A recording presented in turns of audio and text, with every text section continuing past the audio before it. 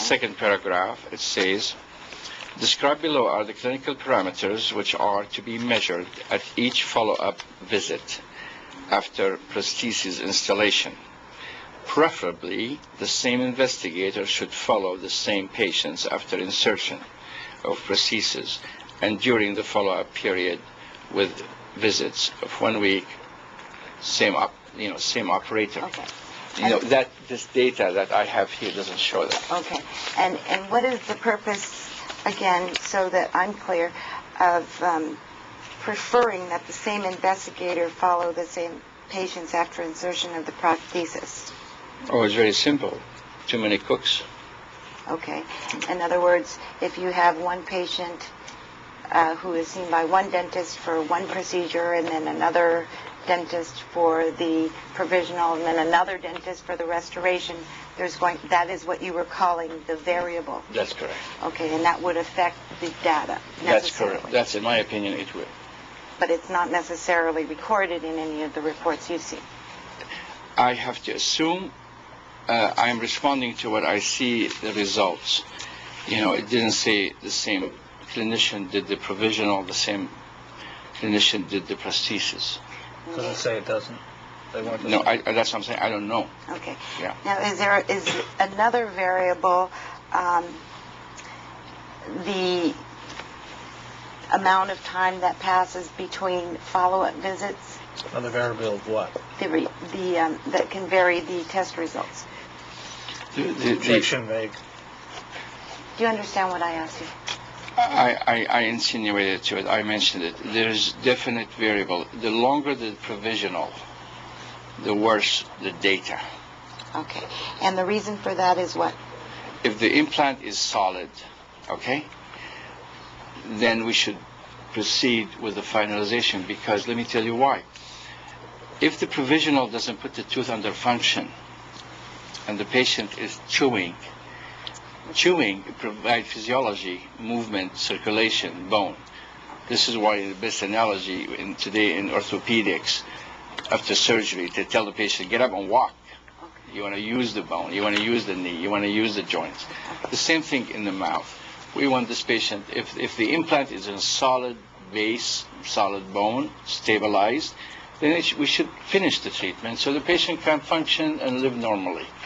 Whereas if you use the temporary move and liquids go underneath it, bacteria accumulate and create plaque and bacteria, and you end up with a lot of problems. So it's better to finish the job. That's our opinion. Okay. This I cannot tell you, but it looks here that most patients receive the final, which is good. They did get a final ceramic, but it doesn't tell me when. Okay. It doesn't tell me when. Was it a month later, 2 months later, 3 months later? If 3 months later, and then I see, for example, page 8. Which report? July? Yes. No. I don't know. July, yes. Okay. Thank you. Look for page 8. Patient number? Patient 22. Okay.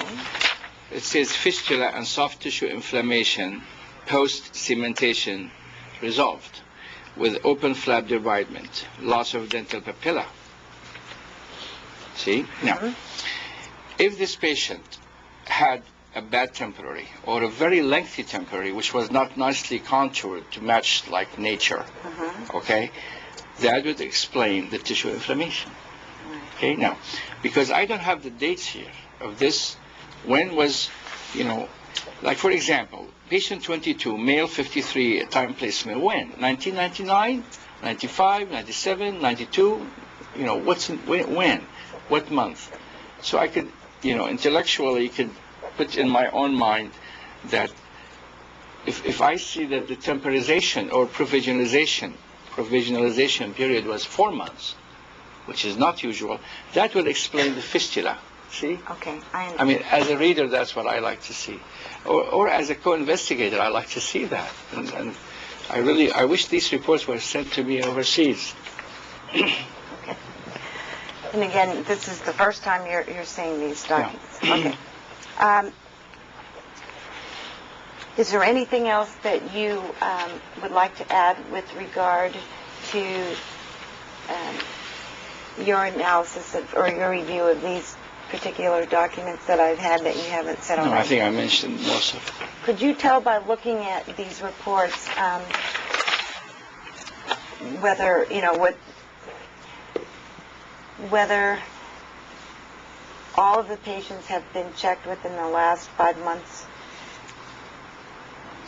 No, I noticed, for example, patient 1 was checked 14 months. I want you to focus on the July report. Is that what you I have okay. the July okay. report. Good.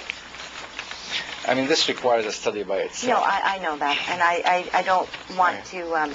Okay, patient 1, last seen 14 months ago. Okay. Again, that's post-operative check in January report. The January report was 14 months. In July? In July says 14 months.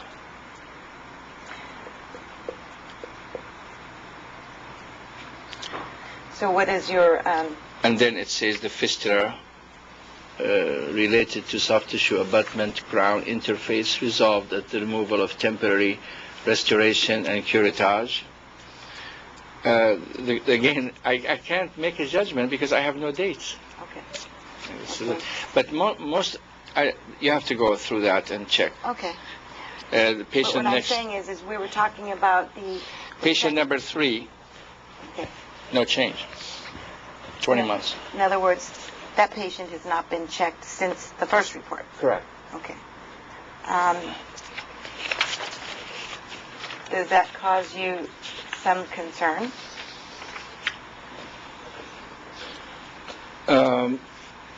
Only from scientific data of reporting. I would like to, we have an obligation to follow through on all the patients. These patients, the data available from these patients is going to be used scientifically because this is a controlled study. Yes. So the data we get here, and it's a prospective study, we planned it according to certain criteria. Yes. So the data taken from here is more important than any other study, okay?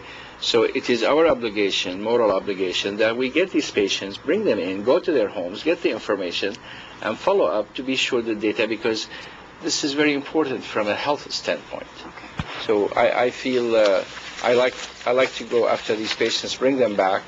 Still, we have time. We still have 5 years to do it. We still have time. The study is not complete till we have 5 years. But I think there should be a reason now to say, get these patients. We need to know. And check all the parameters as indicated in the outline. Okay. Would it surprise you if I told you that 16 patients have not been checked since January 1999? Objection, no foundation. You can answer the question.